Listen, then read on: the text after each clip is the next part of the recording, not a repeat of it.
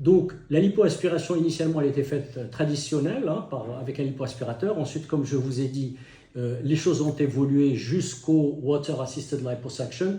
Ça veut dire c'est le water jet, c'est un appareil qui, c'est comme un Karcher un peu, qui envoie une poussière d'eau très très fort et qui permet, c'est assez fort pour détacher les petites boules de graisse, les amas graisseux, mais pas suffisant pour léser les lymphatiques, bien sûr les nerfs, les veines et les artères.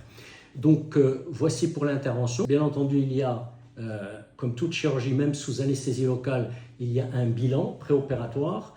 Ce bilan, il est validé par le médecin anesthésiste réanimateur. Et une fois que c'est fait, on opère la patiente sous sédation, anesthésie locale. L'intervention dure longtemps pour tout ce que j'ai expliqué. Et puis, en fin d'intervention, on fait porter à la patiente des bas de contention. Donc, ensuite, on la remonte dans sa chambre. Elle passe la nuit. Et il faut savoir que la patiente doit passer 15 jours dans la ville où elle se fait opérer. Nous avons la responsabilité de filtrer, de voir quel est le patient opérable, d'écarter les patients qui présentent des risques. Mais le patient aussi, il a la responsabilité de suivre ce que lui dit son médecin.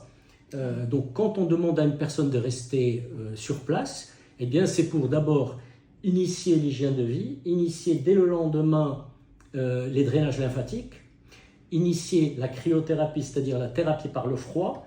On sait que le froid, c'est le plus puissant des anti-inflammatoires. C'est pour cela que tous les grands sportifs, notamment notre équipe nationale de football, on les met dans des chambres qui sont... Pourquoi? Parce que c'est anti-inflammatoire et parce que ça stimule, ça aide à détoxifier et ça stimule notre immunité. Et là, moi au départ, je faisais faire de la cryothérapie en demandant aux patients de plonger leurs membres inférieurs dans une bassine avec des glaçons et puis de les garder 10 minutes et puis de sortir. Mais là, il y a des machines qui sont sorties et qui permettent, donc sous le contrôle du kinésithérapeute, de passer une sonde sur les zones qui ont été aspirées et de descendre à des températures jusqu'à moins 12 degrés avec des systèmes de sécurité, etc., qui évitent toute brûlure. Merci beaucoup, Dr Bensleyman, pour toutes ces informations.